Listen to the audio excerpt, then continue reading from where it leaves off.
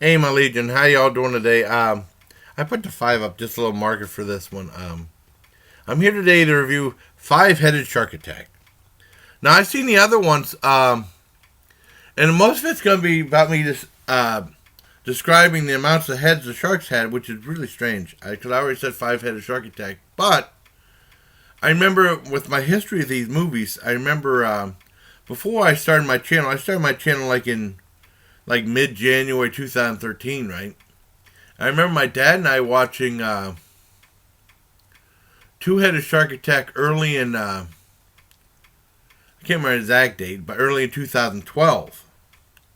And that had Carmen Electra, Brooke Hulk Hogan's daughter in it. And it was pretty entertaining. I really enjoyed it.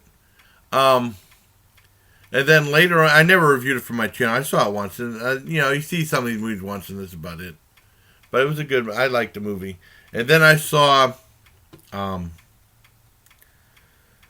Three-Headed Shark Attack in 2015, and it had some famous. It had I like that too, and I reviewed that. It's a very popular video on my channel too.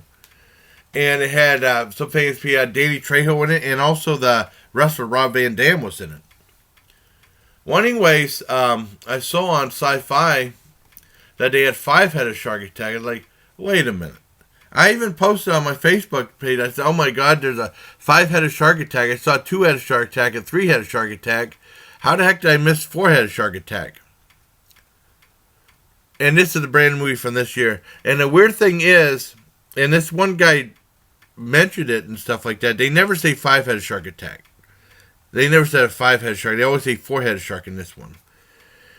And the guy said that he assumed, this one guy reviewed it, said that he assumed it started out as a Four-Headed Shark Attack, and then later on, one of the animators said, "Hey, I can add another head to the shark," and then it became Five-Headed Shark Attack. Because the shark starts out as four head. I mean, and it's weird because they say four-headed shark. They don't say five-headed sharks throughout the movie. And the weirdest thing is, it reminds me of what they did with Abbott and Costello. Cause I remember we used to go to Beef and Beer, and then go down a little further. There was a Giant Eagle and a Kmart and stuff like that. And they used to have video. I mean, I should go to Beef and Beer again. I haven't been there in a while. That'd be cool. I never done a video from there. That'd be cool to do a video from there. And what the hell was I going to say now? They had back in the days of VHS. This was in the early '90s. They had a video rental place, and they had like a place where they sold secondhand videos. I remember buying a Abbott and Costello movie for like, I don't know, $3, $4 or something like that.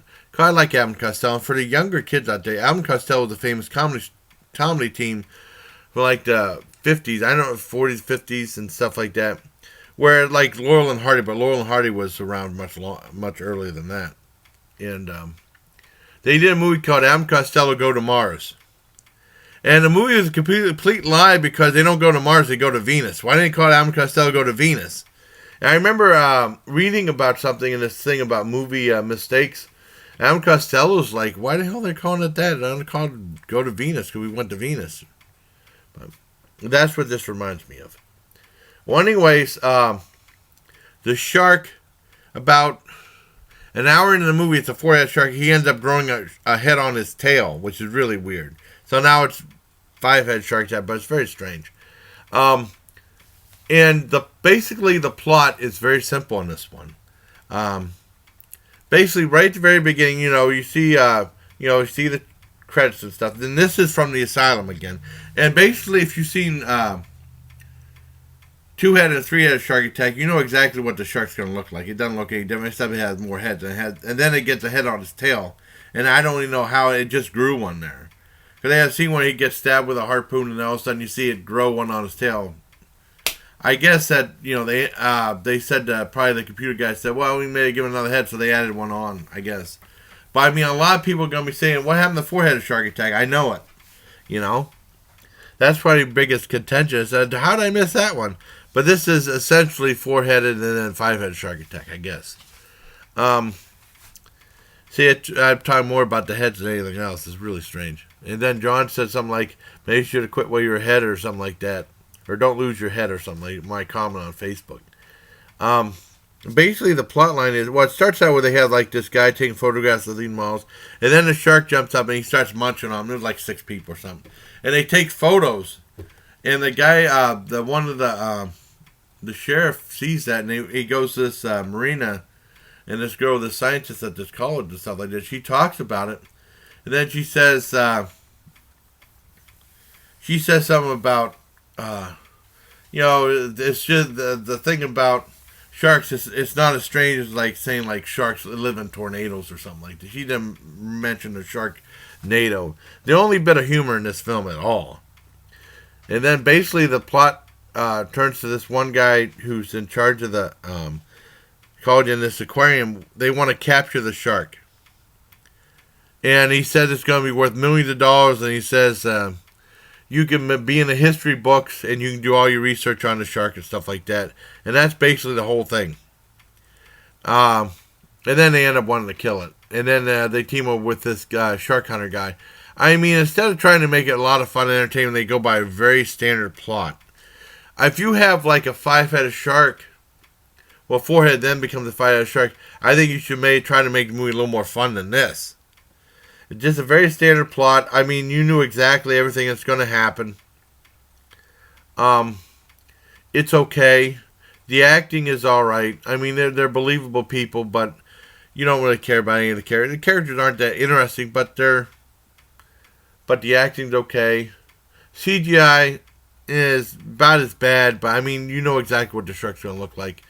No surprises whatsoever, except that, they have a scene where the guys are watching a humpback whale and then the shark attacks a whale. I felt bad when the sharks attacked animals, and there was a scene where a shark eats another shark. I felt bad for the animals in it, but that's about it. It's like in Walking Dead, whenever they fed a pig to the zombies to distract them so they could get away, or that thing where the zombies were eating that horse in the first scene. I felt bad for the animals, That's just me. It's all pretend. But this one is nowhere near as good as the second or third one, or as 2-headed or 3-headed. So I mean, I give it a 3 out of 10 just for not being that creative, But it's okay to watch once. I don't think you remember. And like I said, there's no famous people in it. The only famous person in it is they had that one former wrestler, Carlito. He's only in it for like a minute. And then he had a small role in Netflix bringing back the show Glow, the women's wrestling thing. But he's only in it for like a minute. And then, they had Brodus Clay in Glow also. But he's played like a rock star, something like that. I guess the shark goes on the beach or something. They didn't even film that They didn't even film that scene completely though. But some people want to see it, but I don't think they spend enough time making it interesting enough. But it's okay. Well, it's less than okay. It gets a 3 out of 10. I've seen worse, but definitely the weakest of the shark attack. The multiple headed shark attack movies. So I hope you like this video. Until next time, everybody, please take care of my legion.